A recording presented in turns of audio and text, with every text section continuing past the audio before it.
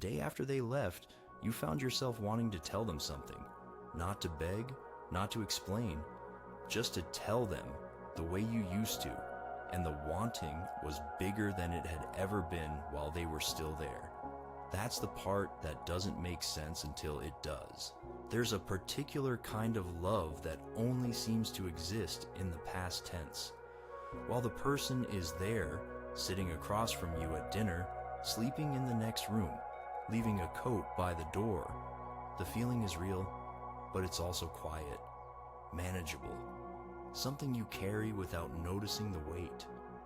And then they go, and suddenly you feel everything you didn't feel loudly enough when it would have mattered. The tenderness rushes in, the specific memory of their laugh, the way they held a pen, the way they called your name from another room, details that sat unremarkable in the everyday and are now unbearably particular. It would be easy to call this grief, and grief is part of it. But it's not just that you miss them. It's that you love them more now than you knew how to while they were with you. And that is a different and stranger ache, because grief has an object it can point to, while this has no place to land. The psychologist Dorothy Tennov, who coined the term limerence in 1979, observed that romantic love is intensified by uncertainty and by intermittent reward, by the fear of loss. What she tracked in the early, yearning stages of attachment is something that keeps happening, silently, all the way to the end. The possibility of losing someone turns out to be the thing that sharpens the feeling, which means, in a painful irony, that love reaches its peak just as the person becomes unavailable. This is not about not having loved them before, you did. But love, when it is present and stable, asks very little of your attention.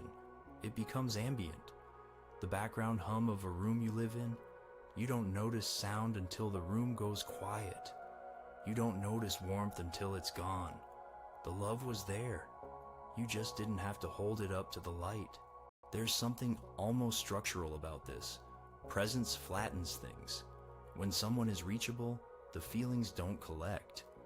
They disperse into small, ordinary actions. A text back, a hand on the shoulder. The mundane container holds the love so you don't have to feel all of it at once. And then the container is gone, and everything that was held in it spills out at the same moment. The writer Rainer Maria Rilke wrote something quietly devastating in his Letters to a Young Poet, that perhaps we are only capable of a full encounter with someone from a distance.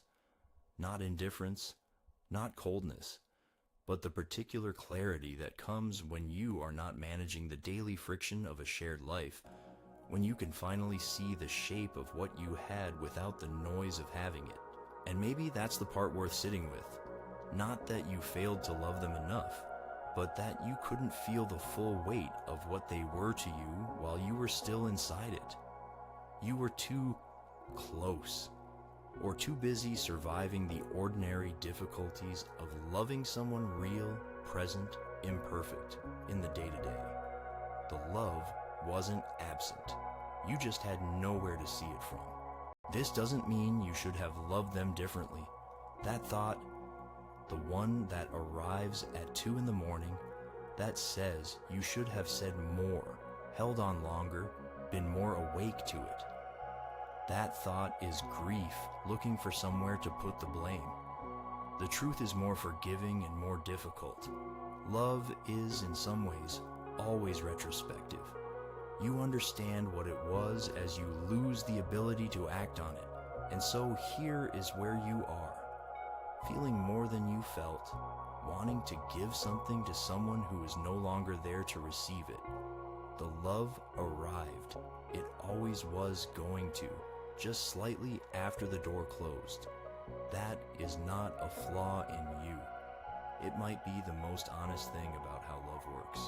It needs a little distance to know its own size. You love them. You love them still. You just finally have the room to feel how much.